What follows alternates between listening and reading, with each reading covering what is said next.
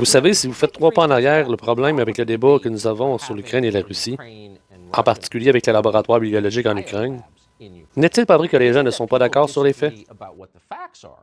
C'est que personne d'impliqué ne semble capable de penser clairement, rationnellement, empiriquement.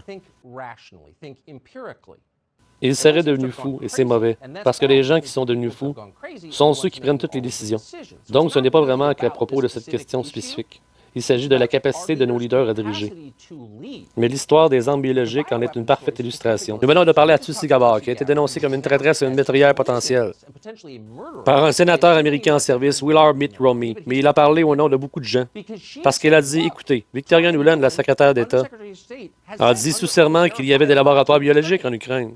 Et le contenu de ces laboratoires, parce que c'est une zone de guerre, qui n'ont pas été sécurisés, pourrait tomber dans une mauvaise main et qu'on continue à le voir comme un saint. C'est un gros problème. Je sers dans l'armée américaine, nous ne voulons pas ça.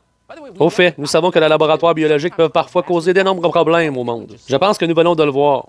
Donc, c'était aussi le point de vue de Gabbard. Le New York Times n'a pas tardé à nous dénoncer pour avoir abordé le sujet. Oh, ne les appelez pas des armes biologiques. Nous n'avons jamais prétendu qu'ISIS fabriquait des armes, nous ne le savons pas. Ce que nous avons dit et ce qui est factuellement vrai, c'est-à-dire qu'il y a des stocks. Nous l'avons appris du gouvernement des États-Unis, d'armes biologiques en Ukraine, de l'ère soviétique, qui, pour une raison quelconque, n'ont pas encore été détruites. C'est potentiellement un énorme problème. Et vous avez admis que dans leur attaque contre nous, voici la citation qui est en haut.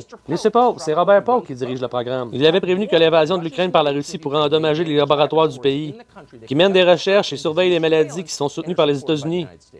Il a noté que certaines installations pourraient contenir des agents pathogènes, utilisés autrefois pour les programmes d'armes biologiques de l'ère soviétique. Mais il a souligné que le laboratoire ukrainien n'avait pas la capacité de fabriquer de la bioéthique. OK, nous ne pouvons pas le faire non plus.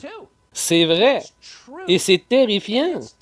Si nous ne pouvons pas y répondre parce que tout le monde a peur d'être traité d'instruments d'un pays étranger, des gens qui font tout leur possible, avec le plus haut degré de sincérité pour protéger les États-Unis, alors nous avons perdu notre crédibilité. Nous ne pouvons pas guider le monde, nous ne pouvons littéralement pas diriger notre pays si des gens comme ça sont en fonction.